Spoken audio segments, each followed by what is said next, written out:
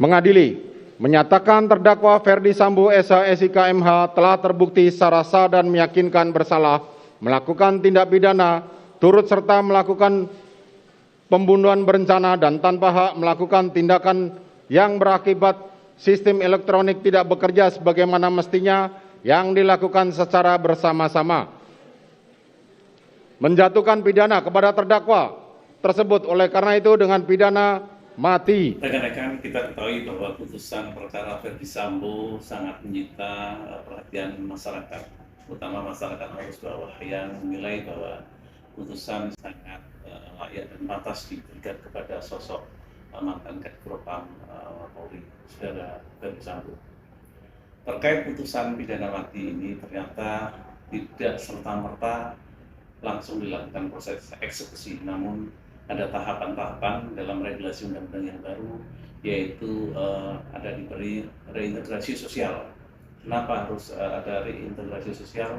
Karena tiap negara yang memberikan kesempatan hidup yang kedua kali, yaitu dengan cara ketika saudara Ferdi Sambo selama 10 tahun berkelakuan baik, maka pidana mati juga akan berpindah menjadi pidana sumber. Kenapa itu dilakukan? Karena pemerintah ingin memberi kesempatan hidup yang kembali, hidup yang kedua untuk berbuat baik terhadap masyarakat. Demikian jelas, mari kita saksikan paparan dari Bapak Profesor Sirait.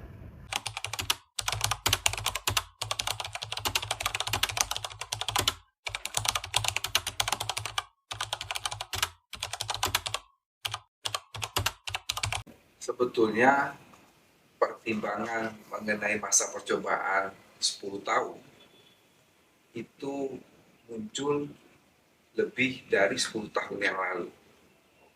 Pertimbangan itu ada dalam putusan Mahkamah Konstitusi. Ketika pada tahun 2006 kalau saya tidak salah, pasal mengenai pidana mati diuji.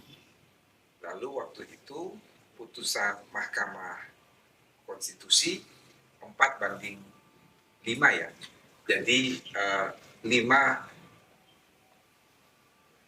setuju untuk tetap mempertahankan pidana mati, yang 4 tidak setuju, ingin pidana mati itu dihapuskan. Lalu kemudian di dalam pertimbangan Mahkamah Konstitusi itu, dan pertimbangan itu bersifat mengikat, artinya sebagai ratio residendi, di situ dikatakan bahwa pidana mati itu patut dipikirkan untuk memberikan percobaan 10 tahun. Kalau sudah berkelakuan baik, maka bisa dirubah dari pidana mati itu menjadi pidana seumur hidup atau pidana sementara waktu. Dan ini sesuai dengan visi dari KUHP nasional yang disahkan pada tanggal 6 Desember, kemudian diundangkan pada tanggal 2 Januari dengan Undang-Undang Nomor 1 tahun 2023, bahwa salah satu visi dari KUHP nasional kita itu adalah reintegrasi sosial. Apa maksudnya reintegrasi sosial? Setiap orang yang melakukan kejahatan pasti ada kesempatan kedua bagi dia untuk memperbaiki, untuk tidak lagi mengulangi.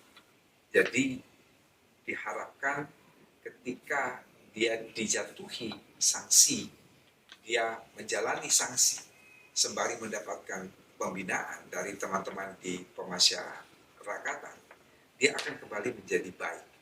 Jadi reintegrasi sosial, dia akan bisa diterima oleh masyarakat, dia tidak akan mengulangi perbuatan pidananya dan bisa bermanfaat bagi masyarakat. Kalau pidana mati seketika dieksekusi, lalu bagaimana dengan visi reintegrasi sosial itu? Menjadi tidak tercapai.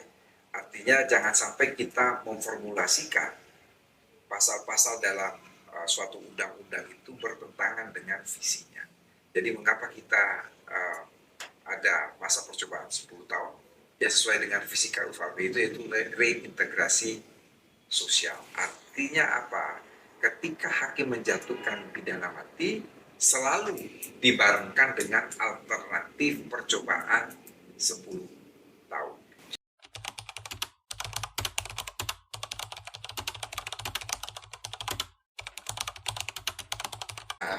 Orang berasumsi, orang berprasangka buruk boleh-boleh saja. Silahkan, itu nanti urusan mereka sendiri. Tetapi saya ingin menegaskan bahwa pemikiran konstruksi pasal 100 itu bukan sesuatu yang tiba-tiba turun dari langit, tapi sudah lebih dari 10 tahun yang lalu. Dan ini sebagai suatu middle way, sebagai suatu jalan tengah, kalau saya menggunakan istilah Profesor Muladi itu sebagai Indonesian way, ini adalah cara ya, Indonesia untuk mencari win-win solution antara paham retensionis yang ingin tetap mempertahankan pidana mati dan paham abolisionis yang ingin menghapuskan pidana mati. Akhirnya, pemerintah dan DPR memutuskan pidana mati bukan lagi pidana pokok, tetapi pidana khusus. Apa khususannya? Satu, dia dijatuhkan oleh hakim sangat selektif. Yang kedua, dijatuhkan dengan percobaan 10 tahun. Inilah kekhususannya itu.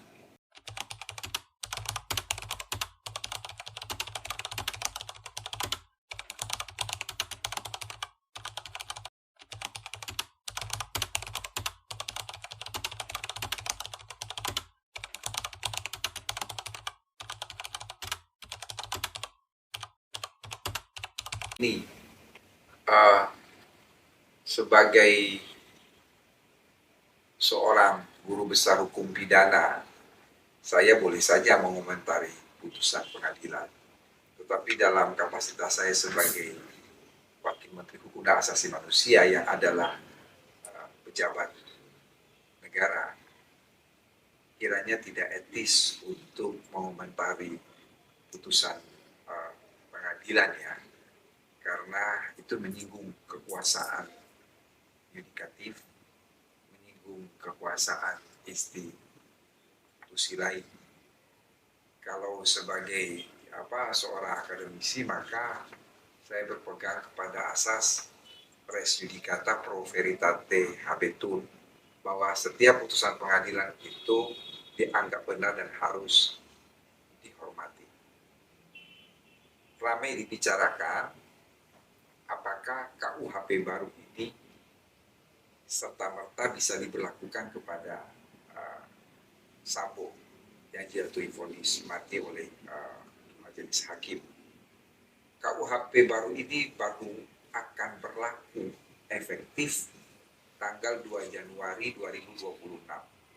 Artinya 3 tahun setelah diundangkan. Diundangkan kemarin 2 Januari 2023 sebagai Undang-Undang Nomor 1 Tahun 2023, berlakunya 3 tahun kemudian, berarti 2 Januari 2026. Artinya vonis Sambo ini dijatuhkan berdasarkan pasal 10 KUHP lama yang memang masih berlaku. Sementara KUHP nasional itu baru berlaku nanti pada tanggal 2 Januari 2026. Lalu kemudian ada pertanyaan juga, berarti bisa dong dilakukan eksekusi mati terhadap Verdi Sambo dengan pidana mati yang telah dijatuhkan.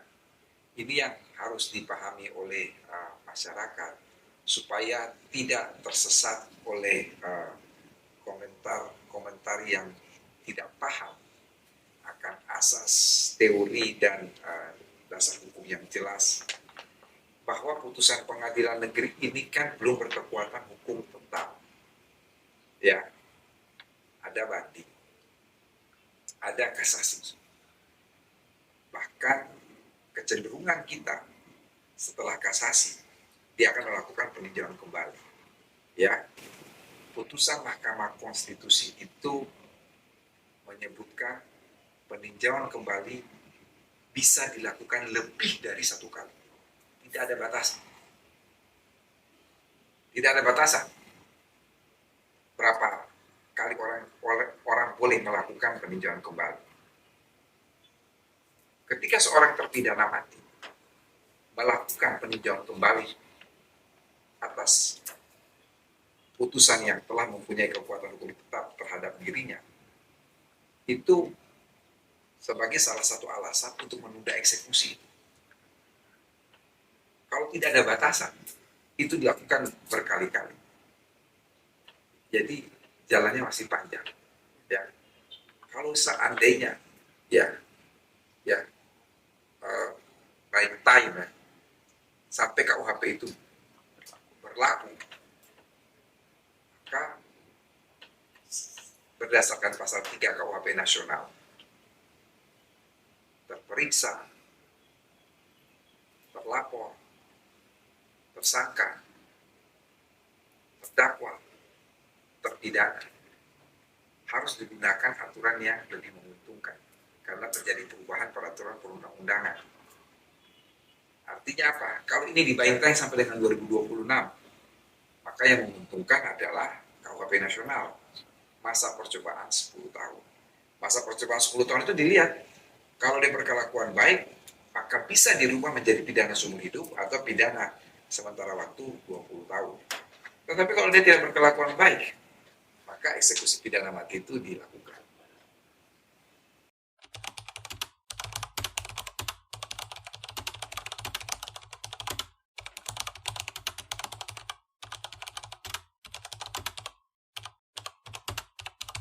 Ya, kalau memang pikiran kita itu kotor, pikiran kita itu selalu berprasangka buruk, pikiran kita itu sudah a priori, maka sebetulnya aturan apapun itu berpotensi kriminogen. Ya. Tetapi kita berpikir normatif, kita berpikir yang wajar-wajar saja, bahwa kelakuan baik terhadap seorang terpidana mati, penilaiannya itu nanti tidak hanya dilakukan oleh petugas lapas. Kita harus memfungsikan apa yang namanya Kim Wasmat, hakim pengawas dan pengamat. Hakim pengawas dan pengamat ini sudah ada dalam Undang-Undang Nomor 8 Tahun 1981 tentang KUHP. Apa fungsi hakim pengawas dan pengamat? Fungsinya adalah untuk memastikan apakah vonis, apakah putusan pengadilan yang dijatuhkan kepada terpidana itu dia bisa berlaku efektif ataukah tidak untuk memperbaiki si terpidana itu. Jadi tidak hanya petugas lapas semata yang akan memberikan kondite baik buruk dari seorang warga binaan, apalagi terpidana mati, tetapi juga kita melibatkan yang lain. Nah, semua ini akan diatur dalam peraturan pemerintah terkait pelaksanaan pidana mati.